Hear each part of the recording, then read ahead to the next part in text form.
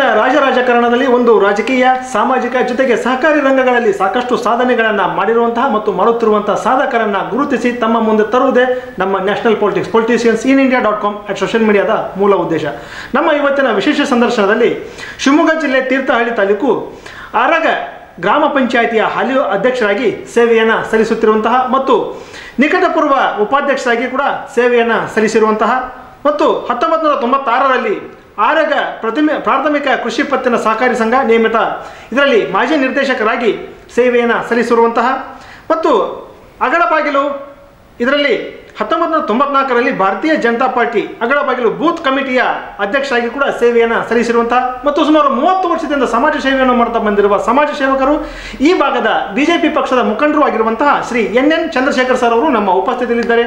ಇವರಿಗೆ ನಮ್ಮ politiciansinIndia.com social media ಪರವಾಗಿ ಹಾರ್ದಿಕ ಸ್ವಾಗತ ಸರ್. ನಮಸ್ಕಾರ ಸರ್. ಸರ್, ತಾವು ಒಂದು ರಾಜಕೀಯ ರಂಗದಲ್ಲಾಗಿರ್ಬೋದು, ಒಂದು ಸಾಮಾಜಿಕ ರಂಗದಲ್ಲಿ, ಹಾಗೆಯೇ ಒಂದು ಸಹಕಾರಿ ರಂಗದಲ್ಲೂ ಕೂಡ ತಮ್ಮನ್ನು ತಾವು ಗುರುತಿಸ್ಕೊಂಡಿದ್ದೀರಿ ಸರ್. ಈ ಎಲ್ಲ ಪ್ರಶ್ನೆಗಳನ್ನ ಕೇಳೋದಕ್ಕಿಂತ ಪೂರ್ವದಲ್ಲಿ ಸರ್ ತಮ್ಮ ಒಂದು ಸಣ್ಣ ಕಿರು ಪರಿಚಯವನ್ನು ನಮ್ಮ ವೀಕ್ಷಕರಿಗೆ ಹೇಳಿ ಸರ್. ಸರ್ ನಮಸ್ತೆ.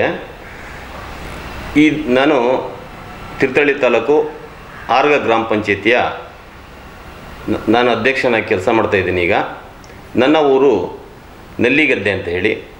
ನಾನು ಹುಟ್ಟಿ ಬೆಳೆದಿರೋದು ಇದೇ ಊರಿನಲ್ಲಿ.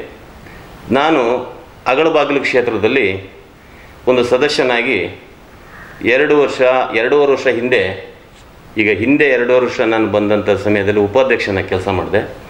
ಈಗ ಒಂದು ವರ್ಷ 2-3 ತಿಂಗಳಿಂದ ಈಗ ಅಧ್ಯಕ್ಷನಾಗಿ ಕೆಲಸ ಮುಂದುವರ್ಸ್ಕೊಂಡು ಹೋಗ್ತಾಯಿದ್ದೀನಿ. ಇಂಥ ಒಂದು ಸಮಯದಲ್ಲಿ ಈಗ ಮುಂದೆ ಬರುವಂಥದ್ದು ನಮ್ಮ ದೂರದೃಷ್ಟಿ ಗ್ರಾಮ ಪಂಚಾಯಿತಿಯ ವ್ಯವಸ್ಥೆ ಬಗ್ಗೆದಲ್ಲಿ, ನಾವು ಮಾಡುವಂಥ ಕಾರ್ಯದ ಬಗ್ಗೆದಲ್ಲಿ, ನಾವು ಹಿಂದೆ ನಡೆದಂಥ ಬಂದಂಥ ದಾರಿಯಲ್ಲಿ ನಾನೊಂದು ಕಿರುಪರಿಚಿತವಾಗಿ ನಾನು ರಾಜಕೀಯ ಈಗ ಹೇಗೆ ಬಂದೆ ಅನ್ನೋ ಒಂದು ವ್ಯವಸ್ಥೆಯಲ್ಲಿ ನಾನೊಂದು ಸಣ್ಣಲ್ಲಿ ಇರುವ ಸಮಯದಲ್ಲಿ ಅಂದರೆ ಸರ್ ತಮ್ಮ ಈ ಒಂದು ರಾಜಕೀಯ ಕುಟುಂಬನ ಅಥವಾ ತಮ್ಮಿಂದ ರಾಜಕೀಯನ ಹೇಗೆ? ಇಲ್ಲ, ನಾವು ಕೃಷಿ ಕುಟುಂಬ, ಮೂಲತಃ ಕೃಷಿ ಕುಟುಂಬ. ನಮ್ಮ ತಂದೆ ಅವರು ಇರುವಂಥ ಸಮಯದಲ್ಲಿ ಅವರು ಗೋಪಾಲ್ಗೌಡರ ಜೊತೆ ಒಡನಾಟ ಇದ್ದಂಥ ನಮ್ಮ ತಂದೆಯವರು. ಆ ನಂತರದಲ್ಲಿ ನಮ್ಮ ತಂದೆ ನಾವು ಚಿಕ್ಕಂದಿಲ್ಲಿರುವಾಗಲ ತೀರ್ಕೊಂಡ್ರು. ನಾವೊಂದು 8 ವರ್ಷ ಇರ್ಬೇಕಾದ್ರೆ ನಮ್ಮ ತಂದೆ ತಿರೋ ಸಮಯದಲ್ಲಿ. ಆಮೇಲೆ ನಮ್ಮ ತಾಯಿನೇ ನಮ್ಮನ್ನೆಲ್ಲ ರಕ್ಷಣೆಯಿಂದ ನಮ್ಮನ್ನು ಸಾಕಿ ನಮ್ಮನ್ನು ಈ ಮಟ್ಟಕ್ಕೆ ಬೆಳೆಸಿದ್ದಾರೆ. ಈಗ ಸರ್, ಈ ಒಂದು ರಾಜಕೀಯಕ್ಕೆ, ಈ ಒಂದು ಸಹಕಾರಿ ರಂಗಕ್ಕೆ ಹೇಗೆ ಪಾದಾರ್ಪಣೆಯನ್ನು ಮಾಡಿದ್ರಿ? ಯಾವಾಗ ಪಾದಾರ್ಪಣೆಯನ್ನು ಮಾಡಿದ್ರಿ? ಅದು ಏನಾಯಿತು ಅಂದರೆ, ನನಗೆ ರಾಜಕೀಯ ಅನ್ನೋದ್ರಿಗಿಂತನೂ ನಾನೊಂದು ಚಿಕ್ಕ ವಯಸ್ಸಿನಲ್ಲಿ ನಾನೊಂದು ಸಾಧಾರಣ ಒಂದು 8ನೇ ಕ್ಲಾಸ್ ಓದುವಂಥ ಸಮಯದಲ್ಲಿ ನಾನೊಂದು ಮರದಿಂದ ಕೆಳಗಡೆ ಬಿದ್ದು ಒಂದು ಸ್ವಲ್ಪ ಪೆಟ್ಟು ಮಾಡ್ಕೊಂಡಿದ್ದೆ ತಲೆಗೆ. ಆ ಸಮಯದಲ್ಲಿ ಊರಿನಲ್ಲಿ ಯಾವುದೂ ವೆಹಿಕಲ್ಗಳು ಸಿಗುವಂತೆ ಇರುವಂಥ ಸಮಯ. ಅವಾಗ ನಮ್ಮ ತಾಯಿ ಗೋಳಾಡ್ತಾಯಿದ್ರು.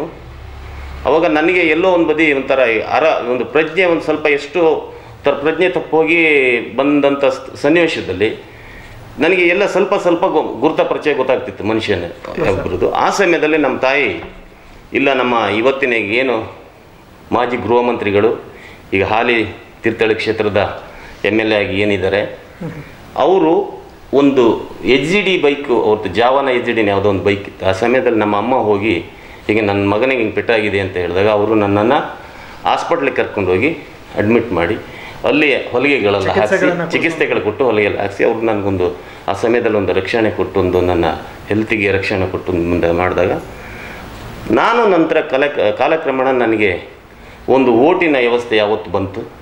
ಆ ಸಮಯದಲ್ಲಿ ಅವರು ನನಗೆ ಹಿಂದೆ ಮಾಡಿದಂಥ ಒಂದು ನೆನಪುಗಳು ಬಂದಾಗ ಅವರು ಆ ಸಮಯದಲ್ಲಿ 1994ನೇ ಇಸ್ವಿಯಲ್ಲಿ ಅವರು MLA ಆಗಿ ಆಯ್ಕೆ ಆಗ್ತಾರೆ ಪ್ರಥಮ ಬಾರಿಗೆ ತೀರ್ಥಹಳ್ಳಿ ಕ್ಷೇತ್ರದಲ್ಲಿ. ಆ ಸಮಯದಲ್ಲಿ ನನಗೆ ಬೂತ್ ಕಮಿಟಿ ಅಧ್ಯಕ್ಷನಾಗಿ, ನನಗೆ ಅದೇ ಟೈಮಲ್ಲಿ ನನಗೆ ಓಟ್ ಬಂದಂಥ ಸಮಯದಲ್ಲಿ ನನ್ನನ್ನು ಬೂತ್ ಕಮಿಟಿ ಅಧ್ಯಕ್ಷನಾಗಿ ಗುರ್ತನೆ ಮಾಡಿದ್ರು. ನಾನು ಇನ್ನು ಎಲ್ಲ ಸಂಘಟನಾತ್ಮಕ ಸಣ್ಣ ಎಲ್ಲ ಹುಡುಗರನ್ನ, ಎಲ್ಲ ಯುವಕರನ್ನೆಲ್ಲ ಒಂದು ಒಗ್ಗೂಡಿಸಿ ಒಂದಷ್ಟು ಕಾರ್ಯಾತ್ಮಕವಾಗಿ ಒಂದಷ್ಟು ಮನೆ ಭೇಟಿ ಮಾಡಿ ಅವತ್ತಿನ ಸಮಯದಲ್ಲ ಜ್ಞಾನೇಂದ್ರವ್ರನ್ನ ಗೆಲ್ಲಿಸಲಿಕ್ಕೆ ನಾನು ಭಾಳಷ್ಟು ನಮ್ಮ ಕ್ಷೇತ್ರದಲ್ಲಿ ಮತ್ತು ನಮ್ಮ ಕ್ಷೇತ್ರವಲ್ಲದೆ ಇನ್ನು ಪಕ್ಕದ ಕ್ಷೇತ್ರಗಳಿಗೂ ಹೋಗಿ ಮನೆ ಭೇಟಿ ಮಾಡಿ ಅವ್ರನ್ನ ಒಂದು ಗೆಲುವಿಗೆ ನಾವೆಲ್ಲರೂ ಅವತ್ತಿನ ಸಮಯದಲ್ಲಿ ಹೋರಾಡಿ ತಮ್ಮ ನಾಯಕರನ್ನ ಗೆಲ್ಲಿಸುವಲ್ಲಿ ತಾವು ಒಂದು ಒಳ್ಳೆಯ ಪಾತ್ರವನ್ನು ನಿರ್ವಹಿಸಿದ್ದಾರೆ. ತುಂಬಾ ಸಂತೋಷ ಸರ್. ಸರ್, ಅದೇ ರೀತಿ ತಾವು ಒಂದು ರಾಜಕೀಯಕ್ಕೆ ಬಂದಂತ ಸಂದರ್ಭದಲ್ಲಿ ತಮಗೆ ಪ್ರೋತ್ಸಾಹಿಸಿದಂತ ರಾಜಕೀಯ ಆದರ್ಶ ವ್ಯಕ್ತಿಯಾಗಿರಬಹುದು, ಮಾರ್ಗದರ್ಶಕರು ಯಾರಾಗಿದ್ರು ಸರ್? ನನಗೆ ಮಾರ್ಗದರ್ಶಕರು ಅಂತ ಹೇಳಿದ್ರೆ ನಮ್ಮ ಆರ್ಗ ಜ್ಞಾನೇಂದ್ರ ಅವರು, ಇವತ್ತು ಸನ್ಮಾನ್ಯ ನಮ್ಮ ಮಾಜಿ ಗೃಹ ಮಂತ್ರಿಗಳು ಏನಿದ್ದಾರೆ, ಇವತ್ತು ಹಾಲಿ ಸದಸ್ಯರಾಗಿ ತೀರ್ಥಹಳ್ಳಿ ಕ್ಷೇತ್ರದಲ್ಲಿ ಒಳ್ಳೆ ಕೆಲಸ ಮಾಡ್ಕೊಂಡು ಹೋಗ್ತಾ ಇದ್ದಾರೆ. ಅವರೇ ನನಗೆ ಮಾರ್ಗದರ್ಶಕರು. ಹಾಗೂ ಇವತ್ತು ಅವರ ಅಭಿವೃದ್ಧಿ, ಅವರು ಬಂದು ಗೃಹ ಮಂತ್ರಿ ಆದಂಥ ಅಭಿವೃದ್ಧಿ ಆದಂಥ ಸಮಯದಲ್ಲಿ ಆಗಿರ್ಬೋದು, ಅವ್ರ ಹಿಂದೆ MLA ಆಗದಂಥ 94ನೇ ಇಸ್ವಿಲಿ MLA ಆಗಿ ಅವರು ಒಂದು ಕೆಲಸಗಳು ಮಾಡಿದ್ದು ನನಗೆ ಇವತ್ತು ನೆನಪಿದೆ. ಅಂಥ ಒಂದು ಅವರು ಮಾರ್ಗದರ್ಶನ ಇತ್ತು, ಅವರು ನನಗೊಂದು ಪ್ರೇರಣೆ ಆಗಿದ್ದರಿಂದನೇ ನಾನು ಯಾವುದೇ ಕಾರಣಕ್ಕೂ 96ನೇ ಇಸ್ವಿಲಿ ಈ ಸಹಕಾರ ಸಂಸ್ಥೆ ನನ್ನನ್ನು ಗುರ್ತನೆ ಮಾಡಬೇಕು ಅಂತ ಹೇಳಿದ್ರೆ, ಇಲ್ಲಿ ಹೊಸಕೊಪ್ಪದ ಗಿಡ್ಡಪ್ಪ ಗೌಡರು ಇರ್ಬೋದು, ಹಿತ್ಲಗದ್ದೆ ಮೋಹನ ಅಂತ ಇದ್ದರು, ಅವರು ಇರ್ಬೋದು. ಆ ಸಮಯದಲ್ಲಿ ಅವರೆಲ್ಲ ಒಂದು BJP ಕಾರ್ಯಕರ್ತರಾಗಿ ಭಾಳಷ್ಟು ಕೆಲಸ ಮಾಡ್ತಾ ಇರುವಂಥ ಸಮಯದಲ್ಲಿ ನನ್ನನ್ನು ಈ ಆರ್ಗ ಗ್ರಾಮ ಪಂಚಾಯತಿ ವ್ಯಾಪ್ತಿಯಲ್ಲಿ ಈ ನಮ್ಮ ಅಗಳಬಾಗಿಲು ಕ್ಷೇತ್ರದಲ್ಲಿ 94ನೇ ಇಸ್ವಿಲಿ ನಾನು ಮಾಡಿದಂಥ ಒಂದು ಬೂತ್ ಕಮಿಟಿ ಅಧ್ಯಕ್ಷನಾಗಿ ಕೆಲಸ ಮಾಡಿದ್ದ ರೀತಿಯಲ್ಲಿ ನೋಡಿ, ಅವರ 96ನೇ ಇಸ್ವಿಲಿ ನನ್ನನ್ನು ಗುರ್ತನೆ ಮಾಡಿ ಸಹಕಾರ ಇಲಾಖೆಗೆ ನನಗದು ಒಂದು ಸಹಕಾರ ಸಂಸ್ಥೆ ಏನು ಇವತ್ತು ಒಂದು ಮೆಟ್ಲಾಯಿತು ನಾನು ನಿಲ್ಲಿಕ್ಕೆ. ತಮ್ಮಣ್ಣ ಇಲ್ಲಿವರೆಗೂ ಆ ಸಮಯದಲ್ಲಿ ನಾನು 96ನೇ ಇಸ್ವಿಲಿ ಸಹಕಾರ ಸಂಘದ ಡೈರೆಕ್ಟರ್ ಅದೇ. ಆನಂತರ ನಾನು ನೆಕ್ಸ್ಟ್ ನಾನು ಯಾವುದು ಎಲೆಕ್ಷನ್ ಯಾವುದೇ ಸಹಕಾರ ಸಂಸ್ಥೆ ಇರ್ಬೋದು, ಗ್ರಾಮ ಪಂಚಾಯತಿ ಯಾವುದು ನಿಂತಿರಲ್ಲ. ಯಾಕಂತ ಹೇಳಿದ್ರೆ ನಮ್ಮದು ಕೃಷಿ ಕುಟುಂಬದಿಂದ ಬಂದಿರೋದು. ನಾನೊಂದು ಸಣ್ಣ ವ್ಯಾಪಾರಿಯಾಗಿ ಸಣ್ಣಕ್ಕೆ ಒಂದು ವ್ಯಾಪಾರ ಮಾಡ್ಕೊಂಡು ಹೋಗ್ತಾ ಇದ್ದೀನಿ ಅಷ್ಟೇ. ಹಾಗೆ ಈಗ ಬರುವಂಥದ್ದು, ಈಗ ಹಿಂದೆ ನಮ್ಮ ಒಂದು ಎಲೆಕ್ಷನ್ಸ್ 2020ನೇ ಇಸ್ವಿ ಎಂಡಲ್ಲಿ ಬಂದಂಥ ಎಲೆಕ್ಷನಲ್ಲಿ ನನ್ನನ್ನು ಭಾಳಷ್ಟು ನಮ್ಮ ಪ್ರಮುಖರು, ನಮ್ಮ BJP ಪಕ್ಷದ ಸ್ನೇಹಿತರ ಬಳಗದವರು ಎಲ್ಲ ನಮ್ಮ ಈ ಗ್ರಾಮ ಪಂಚಾಯತಿ, ನಮ್ಮ ಅಗಳಬಾಗಿಲು ಕ್ಷೇತ್ರ, ತಾಲೂಕು ವ್ಯಾಪ್ತಿಯಿಂದ ಅಂತ ಎಲ್ಲ ನನ್ನನ್ನು ಗುರ್ತನೆ ಮಾಡಿ ತಾಲೂಕು ಅವಾಗ ಅಧ್ಯಕ್ಷರಾದಂಥ ನಮ್ಮ ಬಾಳೆಬೇಲ್ ರಾಘವ್ ಸರ್ ಅವರು ಮತ್ತು ನಮ್ಮ ಚಂದೊಳ್ಳಿ ಸೋಮಶೇಖರ್ ಅವರು, ಇವರೆಲ್ಲ ನಮ್ಮನ್ನು ಗುರ್ತನೆ ಮಾಡಿ ನೀವೇ ಈ ಸಮಯದಲ್ಲಿ ಎಲೆಕ್ಷನಿಗೆ ನಿಲ್ಲಲೇಬೇಕು ಅಂತ ಹೇಳಿ ನಮ್ಮ ಊರಿನ ಎಲ್ಲ ಕಾರ್ಯಕರ್ತರು ಭಾರಿ ಒತ್ತಡದಿಂದ ನೀನು ನಿಲ್ಲಬೇಕು ಅಂತ ಹೇಳಿದ್ರು. ಆ ಸಮಯದಲ್ಲಿ ನನಗೂ ಬೇಡ, ಬೇರೆ ಯಾರಿಗಾದರೂ ಒಂದು ಅವಕಾಶ ಮಾಡಿಕೊಡಿ ಅಂತ ಹೇಳಿದಾಗ, ಬೇಡ ನೀನು ನಿಲ್ಲೇಬೇಕು ಅಂತ ನಮ್ಮ ಆರ್ಗ ಏನಿವತ್ತು ನಮ್ಮ ಜಯೇಂದ್ರಣ್ಣ ಶಾಸಕರಿದ್ದಾರೆ, ಅವರು ನಮ್ಮ ನಿಲ್ಲೇಬೇಕು ಅಂತ ನಮಗೆಲ್ಲ ಒಂದಿದ್ದು ಹೇಳಿದಾಗ ನಾನು ಅವರೊಂದು ಇದರಿಂದ ನಾನು ಆ ಸಮಯದಲ್ಲಿ ಎಲೆಕ್ಷನಿಗೆ ನಿಂತೆ. ಒಳ್ಳೆ ದೊಡ್ಡ ಬಹುಮತದಿಂದ ನಾನು ಆರಿಸಿ ಬಂದು ಪ್ರಥಮ ಬಾರಿಗೆ ನಾನು ಉಪಾಧ್ಯಕ್ಷನಾದೆ. ಆ ನಂತರ 2 ವರ್ಷದ ನಂತರ ಕೆಟಗರಿ ಚೇಂಜ್ ಆಗಿ ಅದು ನಮ್ಮಲ್ಲಿ 2 ವರ್ಷ ಬರ್ತದಲ್ಲ ಈ ಅಧ್ಯಕ್ಷರಲ್ಲಿ. ಆ ಸಮಯದಲ್ಲಿ ಮತ್ತೆ ನಮಗೆ ಜನರಲ್ ಬಂದಾಗ ಮತ್ತು ಉಪಾಧ್ಯಕ್ಷರಿಂದ ಅಧ್ಯಕ್ಷನಾಗಿ ಈಗ ಕೆಲಸ ನಡೆಸ್ಕೊಂಡು ಹೋಗ್ತಾ ಇದ್ದೀನಿ. ಎಸ್ ಸರ್, ತುಂಬ ಸಂತೋಷ ಸರ್. ಸರ್, ಇನ್ನು ಮುಖ್ಯವಾಗಿ ಆರ್ಗ ಗ್ರಾಮ ಪಂಚಾಯಿತಿ ವ್ಯಾಪ್ತಿಗೆ ತಾವು ಆರಿಸಿ ಬಂದ ನಂತರದಲ್ಲಿ ಇಲ್ಲಿಯವರೆಗೆ ಏನೇನು ಮುಖ್ಯವಾದ ಅಭಿವೃದ್ಧಿ ಕೆಲಸ ಕಾರ್ಯಗಳು ಆರ್ಗ ಗ್ರಾಮ ಪಂಚಾಯಿತಿ ವ್ಯಾಪ್ತಿಯಲ್ಲಿ ಆಗಿದೆ ಸರ್? ಈಗ ಮುಖ್ಯವಾದರೆ ಏನು ಸ್ವಾಮಿ, ಏನು ಗೊತ್ತುಂಟಾ, ನಾವು ಬಂದಂಥ ಸಮಯದಲ್ಲಿ ನಾವು ಕೆಲಸ ಮಾಡ್ಕೊಂಡು ಹೋಗುವಂಥ ಸಮಯದಲ್ಲಿ ಏನೇನಿದೆ, ನೇರವಾಗಿ ಬಂದಿರೋದು ಕೋವಿಡ್ದು. ಆ ಕೋವಿಡ್ ಏನಾಯಿತು, ನಮಗೆ ಭಾಳಷ್ಟು ನಮಗೆ ಅಡಚಣೆ ಆಯಿತು. ಯಾಕೆಂತೇಳಿದ್ರೆ ಆ ಸಮಯದಲ್ಲಿ ಅಭಿವೃದ್ಧಿ ಇನ್ನೊಂದು ಮಕ್ಕದೊಂದಿಗಿಂತನೂ ನಾವು ಜನಸಾಮಾನ್ಯರನ್ನ ಉಳಿಸೋದೇ ದೊಡ್ಡ ಪ್ರಕ್ರಿಯೆ ಆಗಿತ್ತು. ಆ ಸಮಯದಲ್ಲಿ ಏನು ನಮ್ಮ ಗ್ರಾಮ ಪಂಚಾಯಿತಿಯ ಒಂದು ಜನಪ್ರತಿನಿಧಿಗಳೇ ಹೋದಂಥ ಒಂದು ಎಲ್ಲ ಜನಗಳಿರ್ಬೋದು, ಅಭಿವೃದ್ಧಿ ಅಧಿಕಾರಿಗಳಿರ್ಬೋದು, ಸಿಬ್ಬಂದಿ ವರ್ಗ ಇರ್ಬೋದು, ಮತ್ತು ನಮ್ಮ ಹಾಸ್ಪಿಟಲ್ ಸಿಬ್ಬಂದಿಗಳಿರ್ಬೋದು, ಎಲ್ಲ ಒಂದು ಸಂಘ ಸಂಸ್ಥೆಯರಿರ್ಬೋದು, ಎಲ್ಲ ಒಂದು ಒಗ್ಗೂಟತನದಿಂದ ನಾವು ಆದಷ್ಟು ಮತ್ತು ಮನೆಗೆ ಹೋಗಿ ವ್ಯಾಕ್ಸಿನ್ ತಗೊಳಕ್ಕೆಲ್ಲ ನಾವು ಅವರಿಗೆಲ್ಲ ಹೇಳಿ, ಆ ಸಮಯದಲ್ಲಿ ಒಂದು 2 ವರ್ಷ ನಮ್ಮ ಕೋವಿಡ್ ಸಮಯನೇ ನಮ್ಮನ್ನು ಅಭಿವೃದ್ಧಿಗೆ ಸ್ವಲ್ಪ ಕುಂಠಿತ ಆಯಿತು. ಕೋವಿಡ್ ಸಮಯದಲ್ಲಿ ಯಾವುದೇ ಒಂದು ಹಣಗಳು ಸರ್ಕಾರದಿಂದ ಬಿಡುಗಡೆ ಆಗದೆ ಇರೋ ಕಾರಣ ಕೋವಿಡ್ ಸಮಯದಲ್ಲಿ ಆ ಸ್ವಲ್ಪ ಅಭಿವೃದ್ಧಿಗೆ ಹಿನ್ನಡೆ ಆಯಿತು. ಈಗ ಕೋವಿಡ್ ಸಮಯ ಮುಗಿದು ಈಗ ನಮ್ಮ ಗ್ರಾಮ ಪಂಚಾಯಿತಿಯ ಈಗ ಹಿಂದೆ ಬಂದಂಥ ನಮ್ಮ ಗೃಹ ಮಂತ್ರಿಗಳು ಯಾವಾಗ ನಮ್ಮ ಆರ್ಗ ಜ್ಞಾನೇಂದ್ರ ಅವರಾದರು, ಆ ಸಮಯದಲ್ಲಿ ನಮ್ಮ ಕರ್ನಾಟಕ ರಾಜ್ಯಾದ್ಯಂತ ಅಭಿವೃದ್ಧಿ ಬಂತು. ಬಸವರಾಜ ಬೊಮ್ಮಾಯಿಯವರು ಮುಖ್ಯಮಂತ್ರಿ ಆಗಿದ್ದರು. ಮತ್ತು ನಮ್ಮ ಇಲ್ಲಿ ನಮ್ಮ ತೀರ್ಥಹಳ್ಳಿ ಕ್ಷೇತ್ರದ ಗೃಹ ಮಂತ್ರಿ ಆದಂಥ ಕೆಲಸ ಮಾಡಿದಂಥ ನಮ್ಮ ಸನ್ಮಾನ್ಯ ಆರ್ಗ ಜ್ಞಾನೇಂದ್ರವರು ಬಹುಮುಖ್ಯವಾಗಿ ಅಭಿವೃದ್ಧಿಯ ಹರಿಕಾರ ಅಂತ ಹೇಳ್ಬೋದು. ಕಾರಣ ಅಂತ ಹೇಳಿದ್ರೆ ನಮ್ಮ ತೀರ್ಥಹಳ್ಳಿ ಕ್ಷೇತ್ರ ಎಷ್ಟೋ ಕುಂಠಿತವಾಗಿ ಎಷ್ಟೋ ವರ್ಷದಿಂದನೂ ಇರುವಂಥ ಒಂದು ಯಾವುದೇ ಒಂದು ಕುಂಠಿತ ಒಂದು ಕೆಲಸ ಕಾರ್ಯಗಳನ್ನ ಆ ಒಂದು ಗೃಹ ಮಂತ್ರಿ ಆದಂಥ ಸಮಯದಲ್ಲಿ ಅದನ್ನೆಲ್ಲ ನಿರ್ವಹಿಸಿದ್ದಾರೆ. ಅಂದರೆ ಎಷ್ಟು ಪ್ರಮಾಣದಲ್ಲಿ ಅವರು ನೆರವೇರಿಸಬೇಕು ಅಷ್ಟು ಪ್ರಮಾಣದಲ್ಲಿ. ಯಾಕಂತ ಹೇಳಿದ್ರೆ ಸುಮಾರು ಒಂದು 3,000 ಕೋಟಿ ಹತ್ತಿರ ಒಂದು ತಂದು ನಮ್ಮ ತೀರ್ಥಹಳ್ಳಿ ಕ್ಷೇತ್ರನ ಅಭಿವೃದ್ಧಿ ಒಂದೊಂದು ಗ್ರಾಮ ಪಂಚಾಯತಿ ವ್ಯಾಪ್ತಿಯಲ್ಲೂ 30-40 ಕೋಟಿ 50 ಕೋಟಿ ಈ ವೆಚ್ಚದಲ್ಲಿ ಕೆಲಸ ಮಾಡಿಸ್ತಾ ಹೋಗಿದ್ದಾರೆ. ಸಿಟಿ ವರ್ಗ ತೀರ್ಥಹಳ್ಳಿ ಇರ್ಬೋದು, ಕೊಣಂದೂರು ಇರ್ಬೋದು, ಒಳ್ಳೊಳ್ಳೆ ತಾಲೂಕ್ ಪಂಚಾಯತಿ ಬಿಲ್ಡಿಂಗ್ಗಳಿರ್ಬೋದು, ಬಹಳಷ್ಟು ಅಭಿವೃದ್ಧಿ ಪೊಲಿಟಿಷಿಯನ್ಗಳಿರ್ಬೋದು, ಮತ್ತು ಅಗ್ನಿಶಾಮಕ ದಳ ಬಿಲ್ಡಿಂಗ್ಗಳಿರ್ಬೋದು, ಎಲ್ಲ ದೊಡ್ಡ ದೊಡ್ಡ ನಮ್ಮ ಈಗ ಹಾಸ್ಪಿಟಲ್ಗಳಿಗೆ ಒಳ್ಳೊಳ್ಳೆ ಡಾಕ್ಟರ್ಗಳನ್ನ ಕರೆಸಿರ್ಬೋದು, ಆರೋಗ್ಯ ಇಲಾಖೆಗೆ ಪ್ರತಿಯೊಂದು ಕೃಷಿ ಇದು ಇರ್ಬೋದು, ತೋಟಗಾರಿಕೆ ವಿಚಾರ ಇರ್ಬೋದು. ನಮ್ಮ ಇವತ್ತು ಎಲೆ ಚುಕ್ಕಿ ರೋಗಕ್ಕೋಸ್ಕರ ಭಾರಿ ಹೊರಟು ಇವತ್ತು ಡೆಲ್ಲಿ ಮಟ್ಟದಲ್ಲಿ ಏನಾದ್ರು ಗುರ್ತನೆ ಆಗಿದೆ ಅಂದರೆ ಆರ್ಗ ಜ್ಞಾನೇಂದ್ರ ಅವರು ಇವತ್ತು ಅಡಿಕೆ ಬೆಳೆಯನ್ನು ಉಳಿಸಿದ್ದಾರೆ. ಅಡಿಕೆ ಬೆಳೆನ ಇವತ್ತು ಎಲೆ ಚುಕ್ಕ ರೋಗ ಬಂದು ಎಲ್ಲೋ ಮುಗಿದೋಯಿತು ಅಂತ ರೈತರಿಗೆ ಒಂದು ಸಮಸ್ಯೆ ಬಂದಂಥ ಸಮಯದಲ್ಲಿ ಅದನ್ನು ಅಡಿಕೆ ರೇಟನ್ನು ಮುಂಚೂಣಿಗೆ ತರುವಂಥದಕ್ಕೆ ಒಂದು ಕಾರಣ ನಮ್ಮ ಆರ್ಗ ಜ್ಞಾನೇಂದ್ರ ಅವರೇ. ಅದು ಸಾಧಾರಣವಾಗಿ ವಿರೋಧ ಪಕ್ಷದವರು ಒಪ್ಪಿಕೊಳ್ತಾರೆ, ನೇರವಾಗಿ ಹೇಳಲಿಕ್ಕೆ ಆಗದೆ ಇರ್ಬೋದು. ವಿರೋಧ ಪಕ್ಷದವರು ಆರ್ಗ ಜ್ಞಾನೇಂದ್ರರಿಂದನೇ ಅದು ಕಾರಣ ಅನ್ನೋದು ಒಪ್ಕೊಳ್ಳೋ ರೀತಿಯಲ್ಲಿ ಹಿಂದೆ ಒಪ್ಕೊಳ್ತಾರೆ.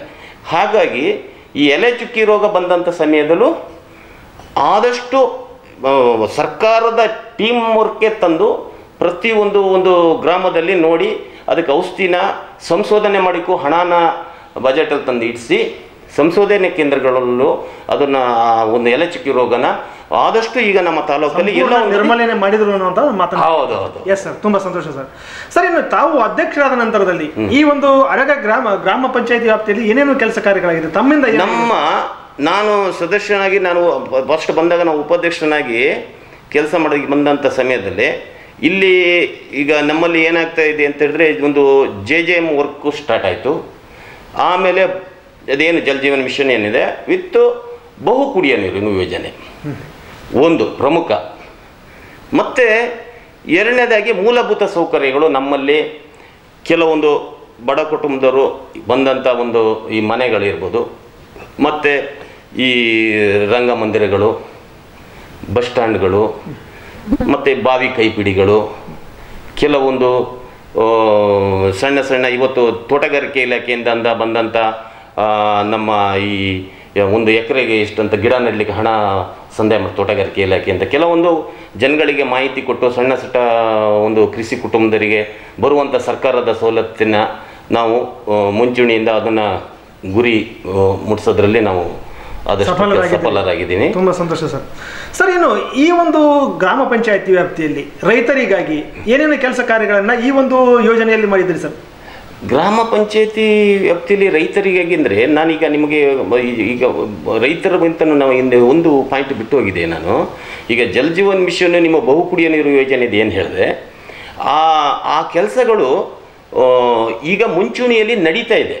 ಈಗ ಏನಂದರೆ ಪೈಪ್ಲೈನು ಎಲ್ಲ ಬಹು ಕುಡಿಯ ನೀರು ಯೋಜನೆ ಪೈಪ್ಲೈನ್ ಇದೆ. ಅದು ಹಿಂದೆ ಇಲ್ಲಿ ಸ್ವಲ್ಪ ಈಗೊಂದು 2025ಕ್ಕೆ ಅದು ನೆಕ್ಸ್ಟ್ ಅದು ಪೂರ ಮುಗಿದು ಒಳ್ಳೆ ನೀರಿನ ವ್ಯವಸ್ಥೆಗಳು ಸಿಕ್ಕಿ ಎಲ್ಲರಿಗೂ ಮನೆಗೆ ಗಂಗೆ ಅನ್ನೋದಿದೆ. ಆ ಒಂದು ಕಾನ್ಸೆಪ್ಟು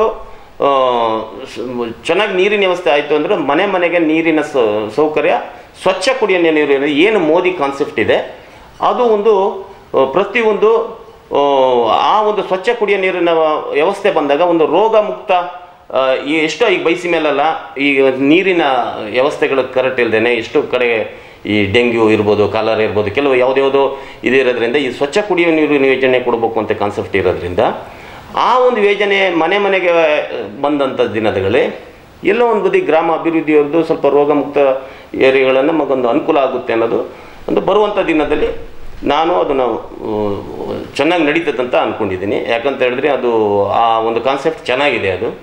ಅದರ ನೀರಿನ ಪೋಸ್ಟ್ಗಳ ಬಗ್ಗೆನೇ ಈಗ ಒಂದು ಕಡೆ ಇದು ಮಾಡ್ತಾಯಿದ್ದಾರೆ. ಹಾಗೆ ಈಗ ನೀವು ಕೃಷಿ ಬಗ್ಗೆ ಕೇಳಿದ್ರಿ, ಕೃಷಿ ಬಗ್ಗೆ ಅಂತ ಹೇಳಿದ್ರೆ ಇದೆ ಈಗೇನು ಈಗ ತೋಟಗಾರಿಕೆ ವಿಚಾರ ಇರ್ಬೋದು, ಮತ್ತು ಸಾಧಾರಣ ಅಂತ ಹೇಳಿದ್ರೆ ಈಗ ನಮ್ಮ ಕೃಷಿಗಳಿಗೆ ಇನ್ನು ನಮ್ಮ ಕೃಷಿ ಈ ಮಾಹಿತಿಗಳು ಕೃಷಿ ಇಲಾಖೆ ಇದೆ, ಅವರಿಗೆ ಕೊಡುವಂಥ ಕೃಷಿ ಕುಟುಂಬದರಿಗೆ ಒಂದು ಎಕರೆ ಮೇಲೆ ಜಾಗ ಇದ್ದವರಿಗೆ ಒಂದು 30 ಪೈಪ್ ಮೇಲೆ ಕೊಡ್ತಾರೆ, ಒಂದು 4 ಜೆಟ್ಟು ಕೊಟ್ಟು 30 ಪೈಪ್ ಮೇಲೆ ಕೊಡ್ತಾರೆ, ಒಂದು 4,000 ಚಿಲ್ಲರೆ ದುಡ್ಡು ಕಟ್ಟಿದ್ರೆ ಕೃಷಿ ಇಲಾಖೆ ಸಬ್ಸಿಡಿಯಲ್ಲಿ ಕೊಡ್ತಾರೆ. ಮತ್ತು ಹಾಗೆ ಸಣ್ಣ ಸಣ್ಣ ರೈತರುಗಳಿಗೆ ಒಂದು ಟಾರ್ಪಲ್ಲಿನ ವ್ಯವಸ್ಥೆ ಮಳೆಗಳೇ ಬಂದಾಗಿದೆ ಅಂತ ಒಂದು ಕೃಷಿ ಇಲಾಖೆಯಿಂದ ಕೆಲವೊಂದು ಇಂಥ ಒಂದು ಉಪಕರಣ ಎಷ್ಟೋ ಉಪಕರಣಗಳು ಸಬ್ಸಿಡಿಯಿಂದ ಕೊಡ್ತಾರೆ. ಹಾಗೆ ಅಡಿಕೆ ಸುಲಿಯೋ ಯಂತ್ರ ಇರ್ಬೋದು, ಕಳೆ ಮಿಷನ್ಗಳಿರ್ಬೋದು, ಇನ್ನು ಎಲ್ಲ ಗೆಟ್ರ್ ಮಿಷನ್ ಇರ್ಬೋದು, ಯಾವುದೋ ಒಂದು ಕೃಷಿ ಒಂದು ಉಪಕರಣಗಳು ಕೆಲವೊಂದು RTC ಇದ್ದವರಿಗೆ ಸಬ್ಸಿಡಿಯಿಂದ ಕೊಡೋಕ್ಕೆ ನಮ್ಮ ಒಂದು ಗ್ರಾಮ ಸಭೆ ವಾರ್ಡ್ ಸಭೆಯಲ್ಲಿ ನಾವು ಮಾಹಿತಿ ಕೊಡ್ಕೊಂಡು ಬರ್ತೀವಿ.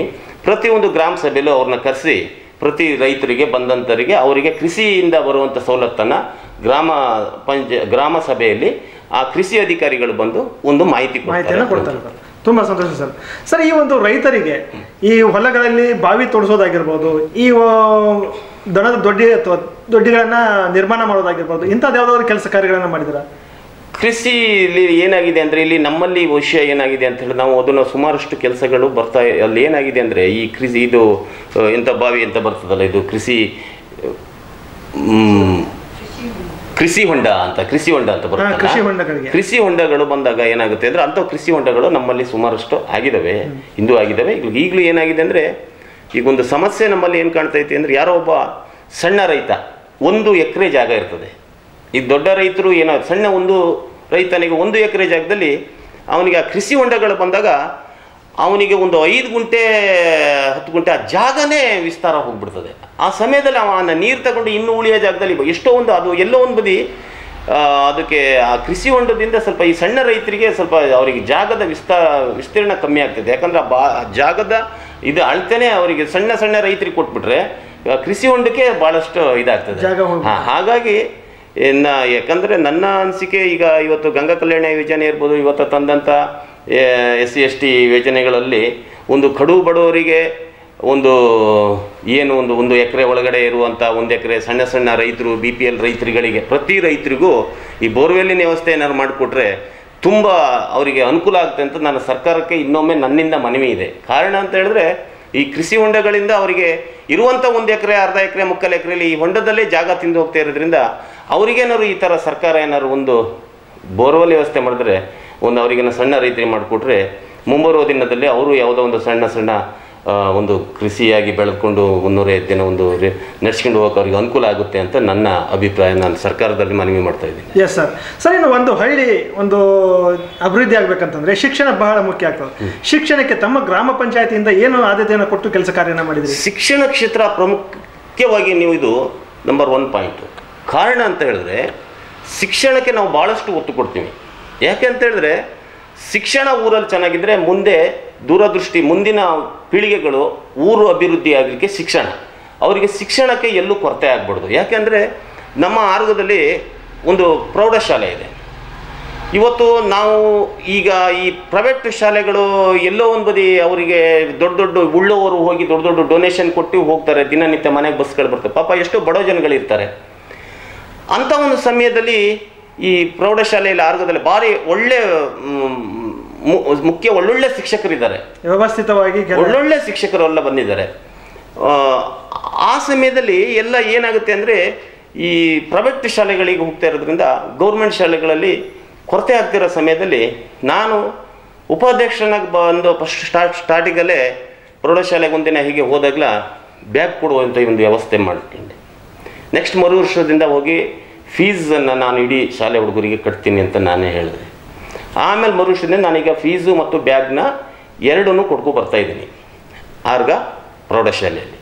ಹಾಗೆ ಇನ್ನೂ ಕೆಲವು ಪ್ರೈಮರಿ ಶಾಲೆಗಳಲ್ಲಿ ಹೊಸತಿ ಕಡಗದ್ದೆ ಶಾಲೆ ಅಂತ ಇಲ್ಲಿ ಅಲ್ಲೂ ಒಂದು ಸತಿ ನಾನು ವಾರ್ಡ್ ಸಭೆಗೆ ಹೋದಾಗ ನೋಡಿದೆ. ಒಂದು ಹಳ್ಳಿ ಶಾಲೆಯಲ್ಲಿ ಆ ಹುಡುಗರನ್ನ ಒಂದು ನೋಡಿದಾಗ ಅಲ್ಲಿಗೆ ಒಂದು ಬ್ಯಾಗ್ ಈ ಸತಿ ಹೋಗಿ ಬ್ಯಾಗ್ ಕೊಟ್ಟು ಬಂದೆ. ಯಾಕಂತ ಹೇಳಿದ್ರೆ ಎಲ್ಲೋ ಒಂದು ಬದಿ ನಾವು ಗೌರ್ಮೆಂಟ್ ಶಾಲೆ ಅಭಿವೃದ್ಧಿಗೋಸ್ಕರ ನಾವು ಈ ಥರ ನಾವು ಒಂದು ಗೌರ್ಮೆಂಟ್ ಶಾಲೆ ಬಗ್ಗೆದಲ್ಲಿ ನಾವು ಒಂಚೂರು ಮುಂಚೂಣಿಯಾಗಿ ಏನಾದ್ರು ಕೆಲಸಗಳು ಮಾಡ್ಕೊಂಡು ಹೋದರೆ ಗೌರ್ಮೆಂಟ್ ಶಾಲೆ ಅಭಿವೃದ್ಧಿ ಆದರೆ ಊರಿನ ಪ್ರಮುಖ ಅವ್ರಿಗೆ ಶಿಕ್ಷಣಕ್ಕೆ ಬಡ ಮಕ್ಕಳ ಶಿಕ್ಷಣಕ್ಕೂ ಎಲ್ಲೋ ಒಂದು ಬದಿ ನಮ್ಮದೊಂದು ಅಳಿಲು ಸೇವೆ ಅನ್ನೋದು ಇರ್ತದೆ. ಹಾಗೆ ಇಲ್ಲಿ ಅಗ್ರಹಾರ ಅನ್ನೋದು ಶಾಲೆ ಇದೆ. ಅವ್ರಿಗೇನೇ ಒಂದು ಬಂದರು ಶೌಚಾಲಯ ಇರ್ಬೋದು, ಮೇಲ್ಛಾವಣಿ ಇರ್ಬೋದು, ನಾವು MLA ಮನೆ ಹತ್ರ ಹೋಗಿ ಹೇಳಿ ಈ ಸತಿ ಒಂದು ಮೇಲ್ಛಾವಣಿ ಇದಾಗ್ಬೋದು, ಮತ್ತು ಹೊಸದಾಗಿ ಒಂದು ಮೇಲ್ಛಾವಣಿ ಇಟ್ಸ್ಕೊಟ್ಟು ನಾವು ಗ್ರಾಮ ಪಂಚಾಯತಿಯಿಂದನೇ 1,20,000 2 ಲಕ್ಷದ ಒಂದು ವರ್ಷ 20, 1,20,20, 2 ವರ್ಷದಿಂದ 2,20,000 ಇಟ್ಟು ಒಳ್ಳೆಯ ಒಂದು ಶೌಚಾಲಯಗಳನ್ನೆಲ್ಲ ಮಾಡಿ. ಯಾಕಂದರೆ ಗೌರ್ಮೆಂಟ್ ಶಾಲೆಗಳು ನಾವು ಎಷ್ಟು ಅಭಿವೃದ್ಧಿಯತ್ತ ಹೋಗ್ತೀವಿ, ಆ ಮಕ್ಕಳಿಗೆ ಬರುವಂಥ ಹಳ್ಳಿ ಮಕ್ಕಳಿಗೂ ನಮಗೊಂದು ಒಳ್ಳೆಯ ಶಿಕ್ಷಣ ಕೊಡಲಿಕ್ಕೆ ಒಳ್ಳೆಯದಾಗುತ್ತೆ.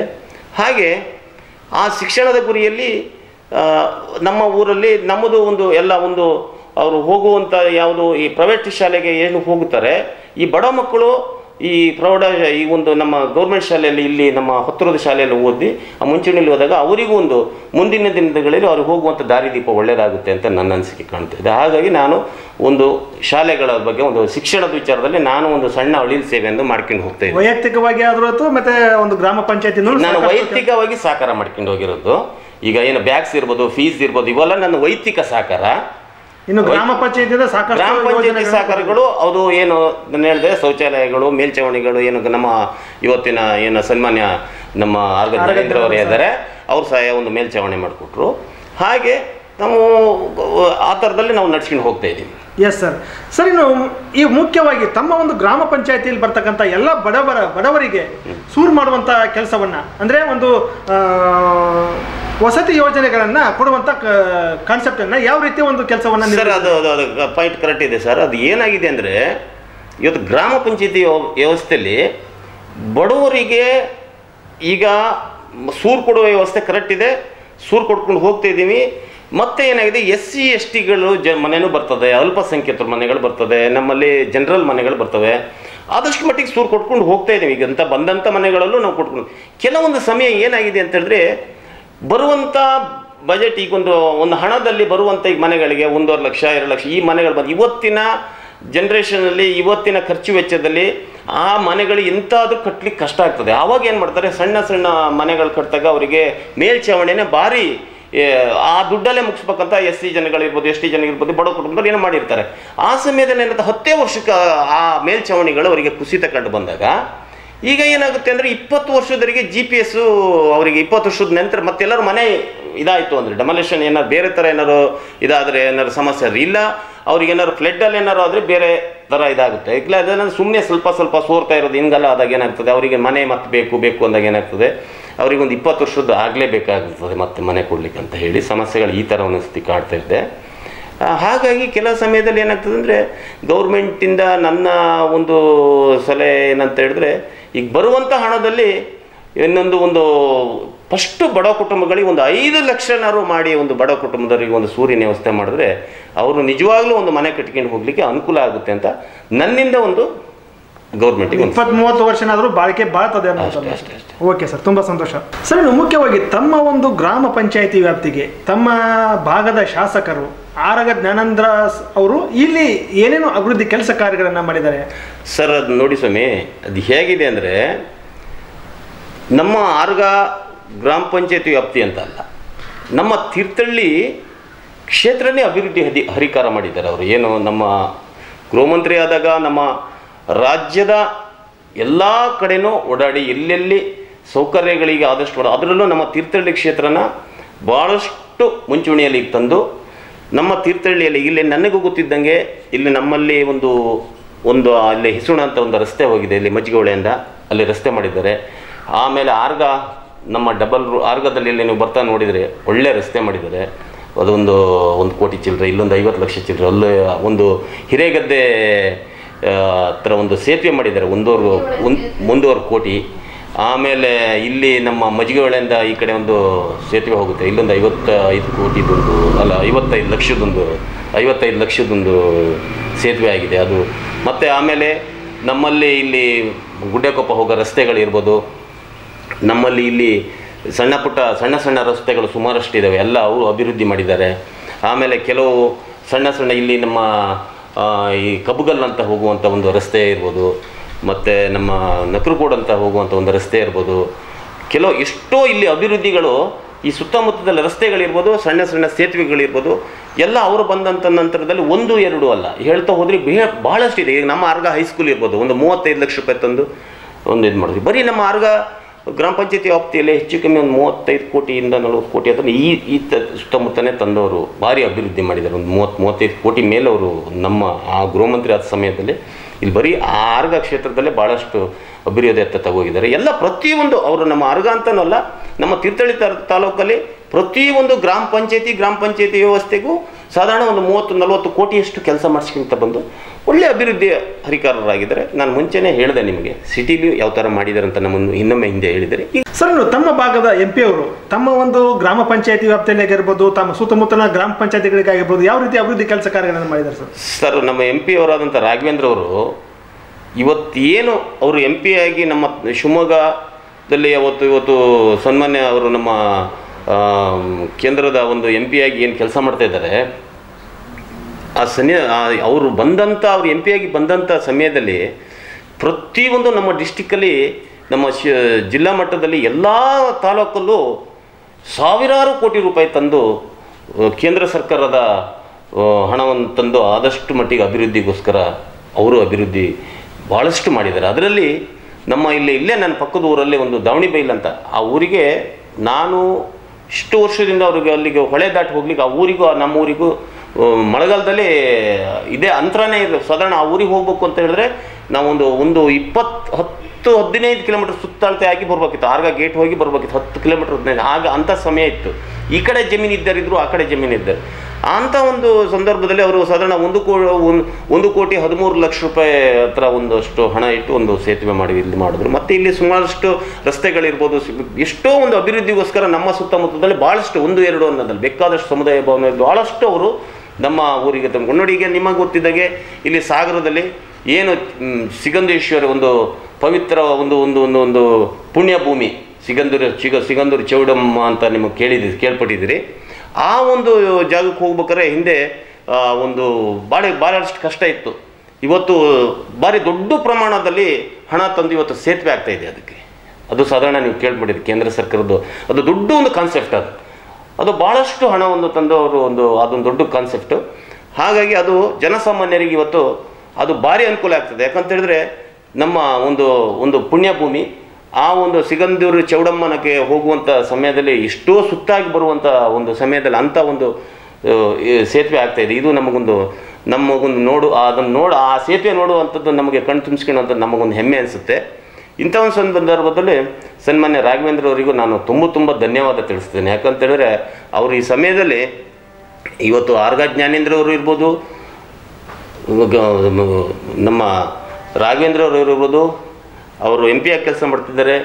ಈಗ ನಮ್ಮ ಮಾಜಿ ಗೃಹ ಮಂತ್ರಿಗಳೀಗ MLA ಆಗಿ ಕೆಲಸ ಮಾಡ್ತಿದ್ದಾರೆ.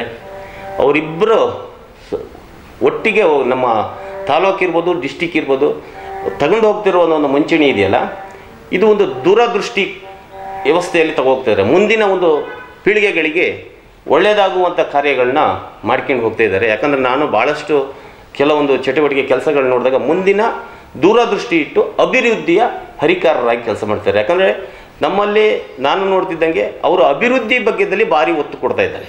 ಆರ್ಗ ಜ್ಞಾನೇಂದ್ರ ಅವರು ಇರ್ಬೋದು, ಸನ್ಮಾನ್ಯ ನಮ್ಮ ರಾಘವೇಂದ್ರ ಅವರು ಇರ್ಬೋದು, ಅವರು ಅಭಿವೃದ್ಧಿಗೆ ಹತ್ರ ತಗೋಗ್ತಾ ಇದ್ದಾರೆ. ಅದು ಯಾಕೆ ಅಂತ ಹೇಳಿದ್ರೆ ಇವತ್ತು ನೀವು ಇರ್ಬೋದು, ಇನ್ನು ಮುಂದಿನ ಬರುವಂಥ ಪೀಳಿಗೆಗಳಿಗೆ ಒಳ್ಳೆಯದು ಅಂತ ಹೇಳಿದ್ರೆ ನಾವು ಅಭಿವೃದ್ಧಿ ಹತ್ರ ನಾವು ಏನು ತಗೊಂಡು ಹೋಗ್ತೀವಿ.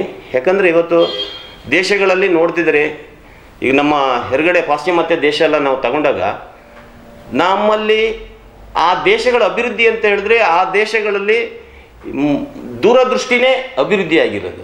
ಆ ದೂರದೃಷ್ಟಿ ಅಭಿವೃದ್ಧಿ ಆದಾಗ ದೇಶಗಳು ಗುರುತನೇ ಆಗ್ತಾ ಬಂದು ಇವತ್ತು ಎಲ್ಲ ದೇಶಗಳು ಸಣ್ಣ ಕಂಟ್ರಿಗಳು ನೀವು ನೋಡ್ತಾ ಇದ್ದೀರಿ. ಇವತ್ತು ಅಂಥ ಸಮಯದಲ್ಲಿ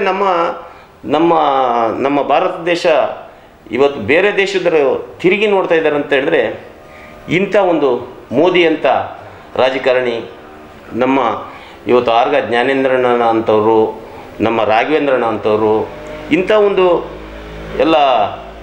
ಒಂದು ರಾಜಕಾರಣಿಗಳ ಎಲ್ಲ ಸೇರಿ ನಡೆಸ್ತಿರುವಂಥ ಒಂದು ವ್ಯವಸ್ಥೆಯಲ್ಲಿ ನಮ್ಮ ದೇಶ ಎಲ್ಲೋ ಅಭಿವೃದ್ಧಿ ಹತ್ರ ಹೋಗ್ತಾ ಇದೆ. ಇನ್ನೂ ಮುಂದೆ ಹೋಗಲಿ ಅಂತ ನಾನು ಅವರಿಗೆ ತುಂಬ ಧನ್ಯವಾದ ತಿಳಿಸ್ತಾ ಇದ್ದೀನಿ. ಎಸ್ ಸರ್, ತುಂಬ ಸಂತೋಷ ಸರ್. ಸರ್, ಇನ್ನು ತಮ್ಮ ಒಂದು ಗ್ರಾಮ ಪಂಚಾಯತಿ ಆರೋಗ್ಯ ಗ್ರಾಮ ಪಂಚಾಯತಿ ಇನ್ನೂ ಅಭಿವೃದ್ಧಿ ಆಗಬೇಕಾದ್ರೆ ತಾವು ಏನೇನು ಯೋಜನೆಗಳನ್ನು ಹಾಕೊಂಡಿದ್ರಿ, ಏನು ಕೆಲಸ ಕಾರ್ಯಗಳನ್ನು ಮಾಡಬೇಕಾಗಿದೆ ಸರ್? ಅಲ್ಲಿ ಏನಾಗಿದೆ ಅಂದರೆ ನಾವು ಈಗ ಬಂದಂಥ ಸಮಯದಲ್ಲಿ ನಾವು ಆದಷ್ಟು ಮಟ್ಟಿಗೆ ಇವತ್ತು ಸಮುದಾಯ ಭವನಗಳ ಕೆಲವೊಂದು ನಿತ್ಯೋದದ ಕೆಲಸಗಳನ್ನು ಯಾವುದೋ ಒಂದು ಮುಂದುವರ್ಸ್ಕೊಂಡು ಹೋಗಿರ್ಬೋದು, ಅಥವಾ ರಂಗಮಂದಿರಗಳಿರ್ಬೋದು, ಗಣಪತಿ ರಂಗಮಂದಿರಗಳಿರ್ಬೋದು, ಅಥವಾ ಹಳೆ ಕಟ್ಟಡಗಳು, ಹಾಸ್ಪಿಟಲ್ಗಳಿರ್ಬೋದು, ಅವಕ್ಕೆಲ್ಲ ಒಂದು ಬಣ್ಣದ ಲೇಪನ ಮಾಡಿ ಭಾರಿ ಇದು ಮಾಡೋದು. ಮತ್ತು ಶಾಲೆಗಳಿಗೆ ಅವಕ್ಕೆ ಮೂಲಭೂತ ಸೌಕರ್ಯಗಳನ್ನು ನಾವು ನಡೆಸ್ಕೊಂಡು ಬಂದಿದ್ದೀವಿ ಈಗಾಗಲೇ. ಇನ್ನು ಮುಂದೆ ಮೂಲಭೂತ ಸೌಕರ್ಯ ಏನು ಸಮಸ್ಯೆ ಇದೆ ಹಳ್ಳಿಯಲ್ಲಿ ಅದನ್ನು ನಾವು ಗುರ್ತನೆ ಮಾಡಿ ಅದನ್ನು ಇನ್ನು ಏನಾಗಿದೆ ಅಂದರೆ ಹೇಳಿದ್ರೆ ನಮ್ಮ ಗ್ರಾಮ ಪಂಚಾಯತಿ ವ್ಯಾಪ್ತಿಯಲ್ಲಿ ಬರುವಂಥ ಬಜೆಟ್ಗಳಲ್ಲಿ ಏನಾಗುತ್ತೆ ಅಂತ ಹೇಳಿದ್ರೆ, ಈಗ ನಮ್ಮಲ್ಲಿ ಈಗ ಕರೆಂಟ್ ಬಿಲ್ಲು ಎಲ್ಲ ಸ್ವಲ್ಪ ಜಾಸ್ತಿ ಬರುತ್ತೆ. ಈ ಕರೆಂಟ್ ಬಿಲ್ ಅಂತ ಹೇಳಿದ್ರೆ ಈಗ ಮೋಟ್ರುಗಳು ಇವೆಲ್ಲ ನೀರಿನ ವ್ಯವಸ್ಥೆಗಳು ಈಗ ಇರೋದ್ರಿಂದ ಅವಾಗ ಏನಾಗುತ್ತೆ ಅಂದರೆ ಕರೆಂಟ್ ಬಿಲ್ ಹೆವಿ ಇರೋದ್ರಿಂದ ಈಗ ಬರುವಂಥದ್ದು ನಾವು ಕರೆಂಟ್ ಬಿಲ್ಲಿಗೆ ಒಂದಷ್ಟು ಇಟ್ಟು, ಮತ್ತು SC ST ಇರ್ಬೋದು, ಅಲ್ಪಸಂಖ್ಯಾತರು ಇರ್ಬೋದು, ಮತ್ತು ನಮ್ಮ ಅಂಗವಿಕಲಕರು ಇರ್ಬೋದು, ಅವೆಲ್ಲ ತೆಗೆದು ಹೀಗೆ ಇಷ್ಟಿಷ್ಟು ಅಂತ ಇಟ್ಟು ಅವಕ್ಕೆ ಎಷ್ಟು ಗ್ರಾಮ ಪಂಚಾಯತಿ ವ್ಯವಸ್ಥೆಯಲ್ಲಿ ನಾವು ಕೆಲಸ ಮಾಡ್ಕೊಂಡು ಹೋಗುವಂಥದ್ದು ಒಂದು ದೃಷ್ಟಿಕೋನ.